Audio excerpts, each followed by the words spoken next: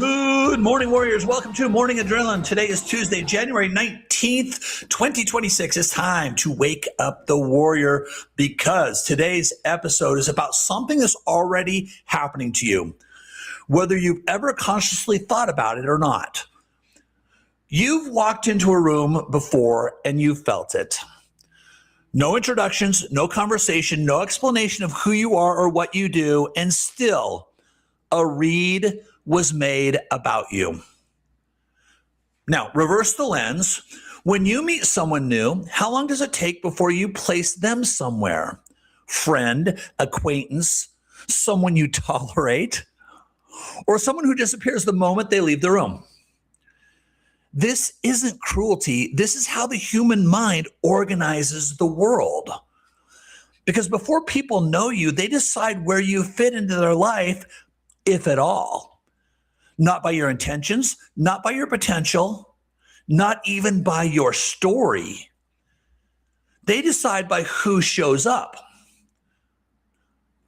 Most people believe you're judged by who you are on the inside. Your heart, your value, your good intentions, but you're not, at least not at first. You're judged by what naturally leaks out of you. So let's be clear about what we're talking about here. What do people experience when they experience you? The impression you leave without trying. The signal you send before you ever explain yourself. See, this is your personal brand. This is you, Inc. So here's the question of the day. If someone experienced you for the first time today with no explanation, no backstory, no context, what would your personal brand tell them about who you are? And here's why you need to take this question seriously, because that brand isn't accidental. It's built from a small number of signals that people read over and over and over again when they experience you. Now, if you want control over how you're experienced, you have to understand what those signals are. So, understand there are 4 core areas people use to read you. And you may not notice them, and if you don't notice them, you definitely can't manage them, but they're always being read. So let's walk through them clearly one at a time. Here's number 1. Your body is the first message that you send out. It's the first signal. Before you say a word, your body has already spoken. Your posture, your eye contact, the way you walk into the room, the way you stand still when nothing is happening. Are you in a corner fidgeting, looking at the ground, not making eye contact with anyone? See, this is where your brand starts. A disciplined body communicates certainty. A collapsed body communicates hesitation. And people don't consciously analyze this, they feel it. Your swag is, or lack thereof, is not style. It's identity made visible. The way you move, the way you occupy space, the way you sit, stand, walk, that's not fashion, that's belief. Your body is broadcasting how you see yourself long before anyone hears your story. So think about yourself at a high-profile event. Maybe it's a conference, a private dinner, a room full of people who could change your trajectory if they knew you. The room itself is neutral, but the bodies inside of it are not. Some people walk in scanning the room, shrinking, adjusting. Others walk in like they've been there before. Exact same room, different identities. So here's the truth most people avoid. If you look out of place, it's because you feel out of place. And if you feel out of place, it's because your identity and beliefs are keeping you playing small. Your body never lies about that. But now look at the flip side. When you walk in grounded, shoulders back, eyes up, movement intentional, the energy shifts toward you.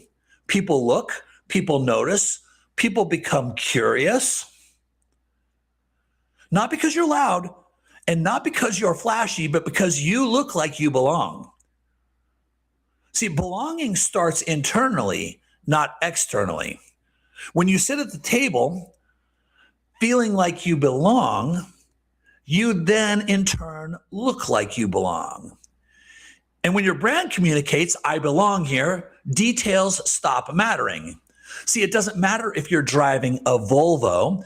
It doesn't matter if you're sitting at a table full of millionaires. It doesn't matter if they know that you're not one of them, because your body is telling them a different story. Your confidence matches theirs. Your presence matches theirs. And in that moment, your identity outranks your resume. So this is why your body matters, not because it decides, but because it executes. See, your body is just the vessel, not the command center, but it always, always, always delivers the first signal. And that signal tells the room exactly how to treat you. Here's number 2. Your voice either reinforces or weakens that message. So once people notice you, they want to talk to you. If you've walked in, if they've noticed you in your empowered state, they want to talk to you. And that's when most personal brands either solidify or they collapse. Your tone, your pace, your clarity, your voice answers the unspoken question. Is this someone I want to keep engaging with? See, your communication is your brand in motion. Do you speak with precision, or do you apologize for taking up space? Do you rush your words, or do you let silence work for you? Confidence isn't volume, it's coherence. When your thoughts are ordered, your voice is very clear. Now, think about the kind of presence you bring into conversation. Are you serious, humorous, maybe a little bit of a balance of both? Do you tell stories with clarity and intention, or do you trail off, over-explain, and completely lose the room? See, interesting people aren't loud. They're directed. Now, connecting lives in the details. Your eye contact, your timing, appropriate touch that builds rapport, but not tension. People feel when you're present, and they feel when you're not. See, even your mental state matters and can easily be read. Are you sharp or are you sloppy? Are you a little tipsy or are you sober? Are you grounded or leaning on something external to loosen you up? See, people can tell. And whatever you're leaning on eventually leaks out. And what about charm? What role does it have to play? Charm isn't manipulation. Charm is confidence expressed warmly. It's knowing who you are and allowing that to come through naturally. And here's a little hack to give yourself an advantage. The smartest move you can make is to study your own conversations. Notice the ones that last longer. Notice when people lean in, and instead of looking notice when people look in instead of looking for an off-ramp, an exit. When conversations feel alive, not forced. Now use that data to understand your strengths. And now you can build your brand around what's already working. What communication traits do you have that people genuinely respond to? Are you a great storyteller? Do you have calm authority, dry humor, curiosity? See, those are assets. So you have to use them with intention. Because if you don't have a communication strategy, something else takes over. And it usually shows up as fear, insecurity, maybe imposter syndrome. For example, it can show up as false confidence. The kind people feel and don't trust, and particularly they don't enjoy being around. So you have to understand, people always feel it. Now, listen closely because this is the rule you can never break. Did I say roll? Listen closely because this is the rule you can never break. I think that sounded better. Never, ever, ever let your personal brand become inauthentic because the moment it is, your voice and your body stop matching. Or maybe you say one thing now and completely contradict yourself later. And when that happens, all credibility is lost and your brand and identity, as others see it, becomes exactly that, inauthentic. There is nobody I trust and like less than someone I perceive to be inauthentic. Your voice should reinforce who you are, not try to compensate for who you're not. That's how your brand holds. Now, here's number 3. Presence and energy seal the impression. I love all of these, but this one might be my favorite because who doesn't want to be perceived as alive, energized, grounded, full of life? Energy is attractive, but not all energy is the same. So let's talk about the difference. There's a huge difference between being energetic and being high energy. Now, high energy has a time and place. It's loud, it's expansive, and it fills the room. But presence, like real presence, is quieter. It's grounded, it's intentional.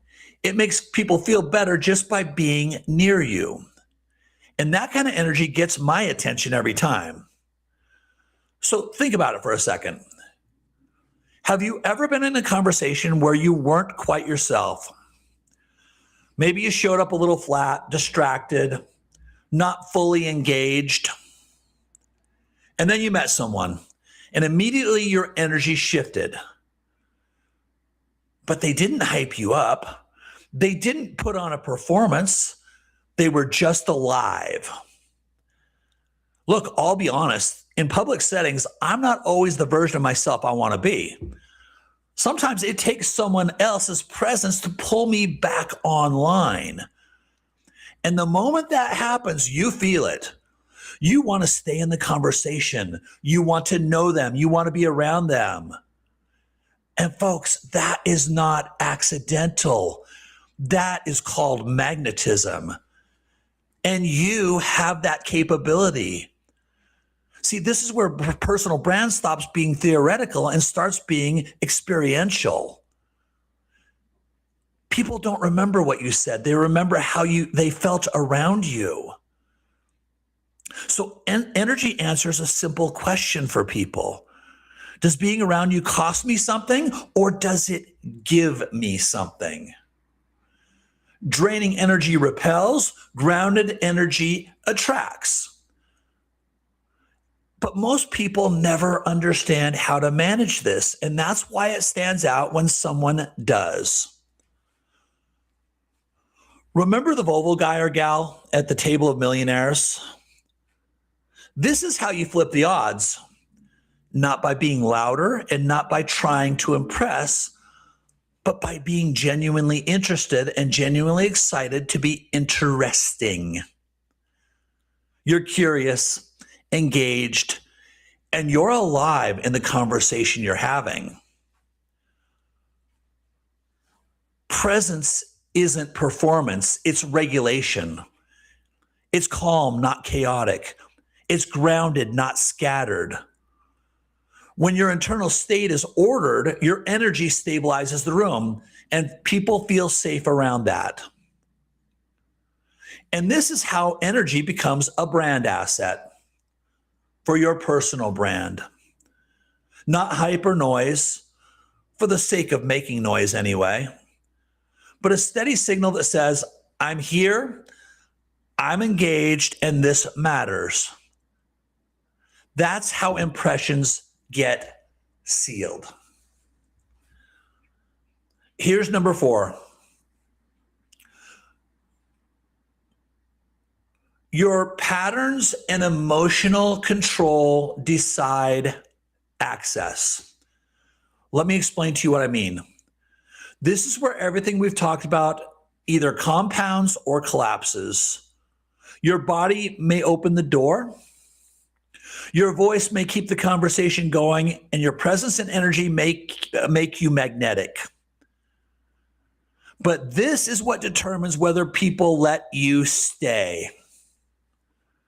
See, patterns answer one question people are always asking. Can I rely on you? Do you follow through? Do you show up when you say you will? Do your actions match your words consistently? People don't give access based on potential. They give access based on predictability. So think back to the first 3 sections that we discussed. You walk into the room with confidence. You communicate clearly and authentically. Your presence feels grounded and energizing. Now, imagine all of that without consistency, and it all comes crashing down like a house of cards. Nothing erodes a personal brand faster than conditional and emotional volatility. Can people predict you, or do they brace for you and your arrival? Do they know which version of you they're getting today? Who's showing up? Or do they have to adjust themselves to your current mood? Guys, that's not leadership. This is when you become a liability for people. So emotional control is not emotional suppression. That's important to understand, but it's regulation. It's the ability to stay steady regardless of circumstances around you. People don't need you perfect. They need you stable. This is where trust is either built or quietly withdrawn. Consistency builds trust. Stability builds safety. And safety is what gives you access to rooms, relationships, and responsibility. So here's the hard truth.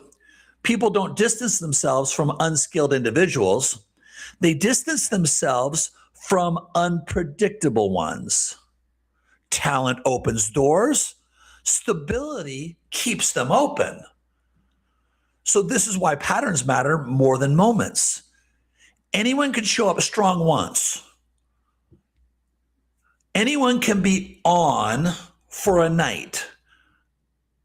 But your brand is built on repetition. The way you show up when no one's watching, the way you respond under pressure, the way you handle inconvenience. These are the things that people remember. When your body, voice, and presence are aligned and your patterns are consistent, you become safe to bet on. And people always will bet on what feels safe. So that's how access is earned, and that's how trust compounds. This is the final filter of You Inc. Not how impressive you are, but how reliable you are. Not how intense you are, but how regulated you are. That's the difference between being noticed and being invited back. Now, step back and look at what these 4 areas create together. We talked about your body, your voice, your presence, and your patterns. Together, they form one single experience of you. And that experience becomes how the world knows you. Now, after hearing all this, this is the question that matters. Knowing what you know now, is the brand you're projecting the brand you actually want representing you? This is also where most people get stuck. You see the gap, you understand the problem, but you don't have a system to rewire your identity and execute consistently. And that's why structure matters. See, this brings us back to something we talked about a few minutes ago. Before people know you, they decide who you are. They place an identity upon you based on how you show up. Do you want the world assigning you an identity, or do you want to display one to clearly? Do you want? Let me say that again. Do you want the world to place an identity upon you, or do you want to display one so clearly that it cannot be mistaken? Because this is a choice. But you can't display your true identity if you don't even know what it is. Most people walk through their entire life broadcasting an identity that they didn't even choose, nor do they admire. Imagine that. You're walking as a person that you don't admire. Many of you are. If not, tell me what your identity is. Now, by the way, you don't just have one identity, you have multiple, but you're walking in some identities that you're not proud of.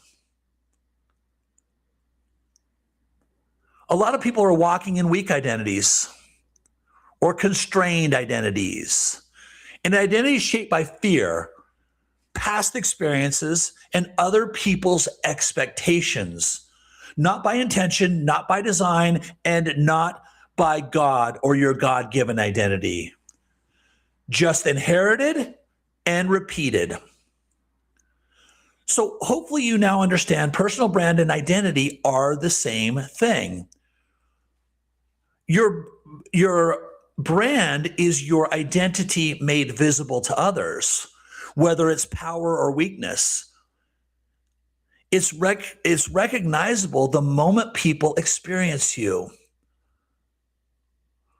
Those who know you feel it. Those who meet you sense it.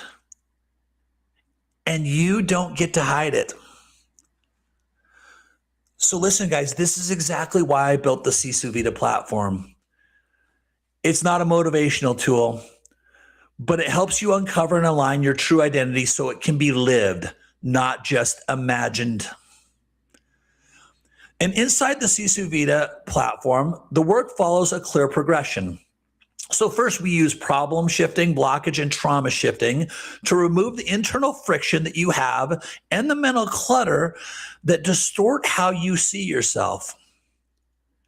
Then we stack belief shifting and identity shifting after that to replace inherited limitations with clarity, confidence, and personal power. And finally, we use reality shifting where your external life begins to match who you actually are by learning to crush your goals every single time. Execution isn't forced in this process. It becomes natural. Systems like reality shifting, or what I like to call the goal crusher, exist to ensure that you stop missing goals and start hitting them automatically. And it's not by willpower and it's not by pressure, but it's by alignment with self. Because when identity is correct, execution becomes inevitable.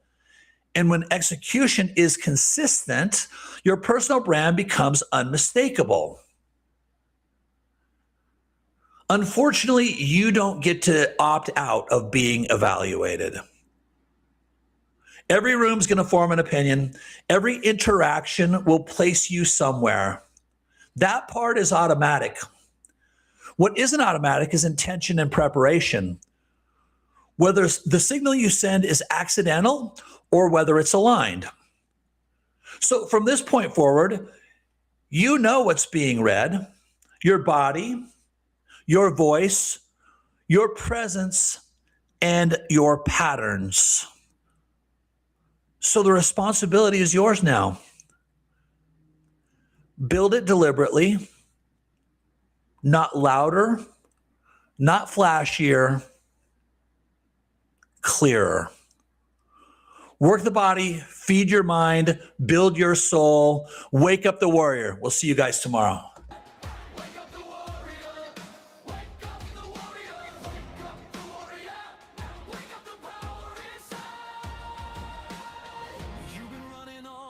Stuck in your mind, fighting shadows of a story you left behind.